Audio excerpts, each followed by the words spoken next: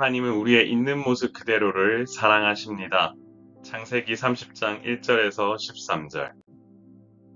사랑하는 성도 여러분, 라헬이 야곱에게 아들을 낳지 못함을 보고 언니를 시기하게 됩니다.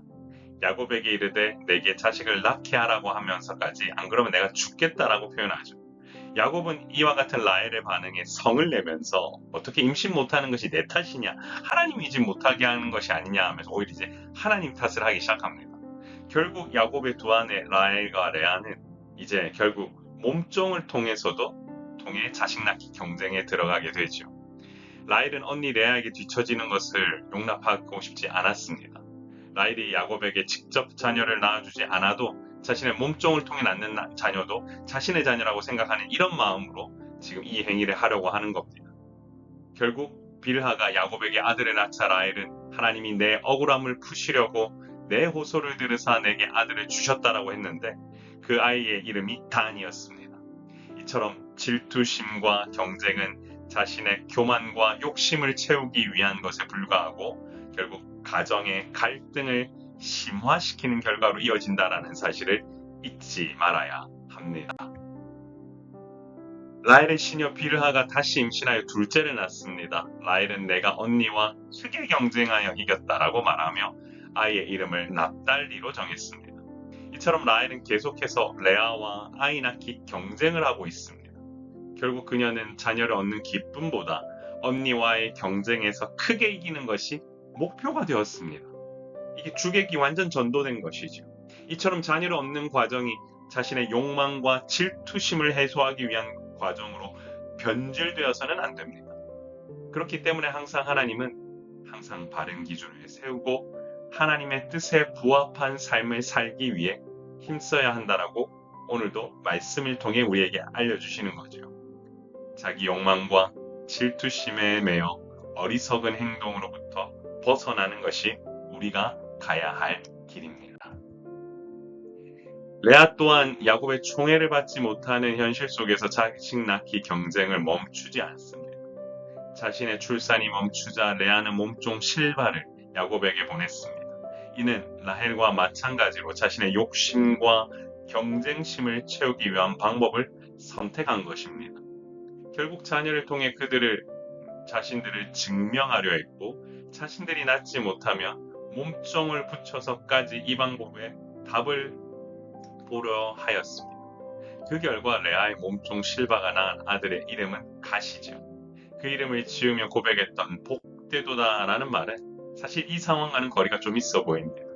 이것은 진정한 감사가 아닌 수단과 방법을 불문해서라도 결과만 얻으면 된다라는 생각에서부터 비롯된 것이었기 때문입니다. 이처럼 결과만 얻기 위해 행하는 어리석은 방법을 하나님은 결코 원하시지 않으십니다. 하나님께서는 하나님의 방법으로 모든 것이 합력하여 선을 이루어가기를 기대하시는 분이십니다. 레아의 시녀 실바가 둘째 아들을 낳자 레아는 기쁘도다 모든 딸들이 나를 기쁜 자라 하리로다 라고 하며 그의 이름을 아셀이라고 했습니다. 레아는 자녀를 얻는 기쁨과 행복을 느꼈지만 그 이면에는 야곱으로부터 상처를 치유하지 못한 아픔을 가지고 있었죠. 결국 그 아픔 때문에 자녀를 통해 얻은 기쁨을 하나님께 돌리기보다 자신의 영광을 위해 사용하려 했던 것입니다. 이처럼 라헬과 레아는 끊임없이 사랑을 갈구하며 자신을 증명하려 합니다. 그러나 진정한 사랑은 자신이 사랑하는 사람을 애써 증명하도록 하게 내버려 두지 않습니다. 하나님이 있는 그대로를 사랑하시듯 여러분도 여러분의 가정, 여러분의 사랑하는 사람을 있는 그대로 사랑해 주실 수 있는 그런 여러분이 되시기를 소망합니다. 사랑하는 성도 여러분, 하나님은 당신의 있는 모습 그대로를 사랑하십니다. 여러분, 끊임없는 경쟁을 통해 야곱의 사랑을 갈구했던 라헬과 레아, 그들은 건강하지 못했습니다. 영적으로 너무 아픈 상태였던 거죠. 상처가 치유되지 않았습니다. 계속해서 무엇을 하기 원했느냐? 자신의 사랑을 보여야 했고 아이를 출산함으로 남편에게 내가 이런 사람이라는 걸 증명해야 했습니다. 이보다 더 사실 불행한 건 없는 거죠. 야곱의 사랑을 어떻게 보면 갈구하는 마음으로 계속해서 자신을 증명해야 했던 그들. 그러나 하나님이 우리에게 알려주신 것은 그냥 우리의 있는 모습 그대로를 사랑하신다라는 겁니다. 그래서 예수님을 우리에게 보내주셨고 우리를 죄로부터 구원하여 주사 하나님은 있는 모습 그대로로 우리를 아끼시고 사랑하신다고 하셨는데 바로 우리는 이런 삶의 모습을 보고 우리는 어떻게 해야 되느냐.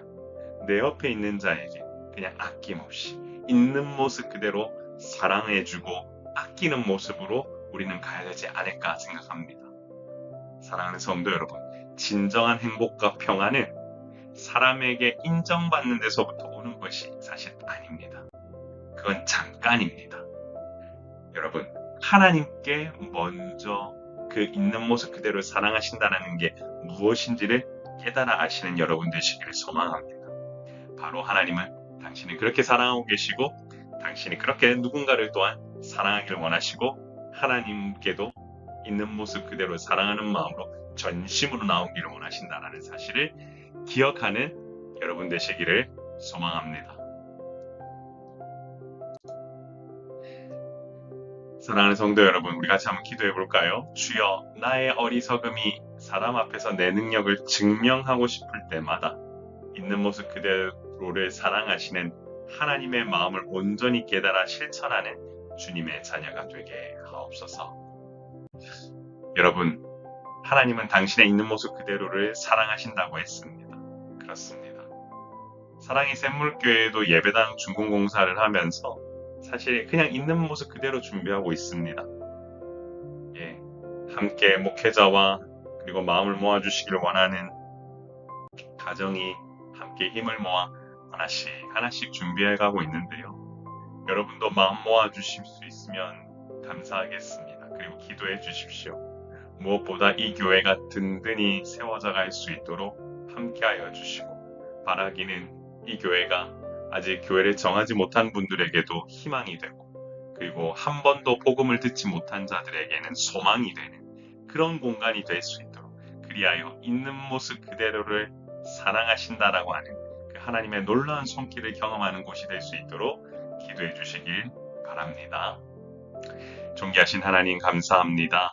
오늘도 말씀 묵상하며 하나님의 선하심 그리고 우리에게 그저 거저 베풀어 주시는 사랑에 대해 우리를 배웠습니다.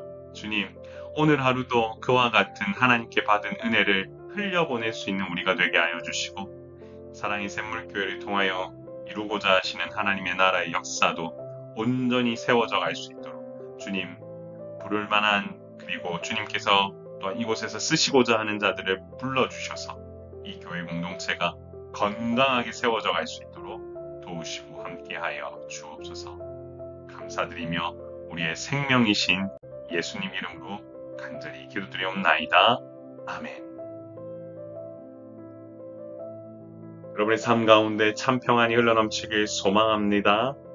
그러면 항상 강건하시고 이 돌아오는 주일에도 양재역에 있는 글로벌 커뮤니티 센터에서 만나도록 하겠습니다. 3시 50분입니다. 샬롬.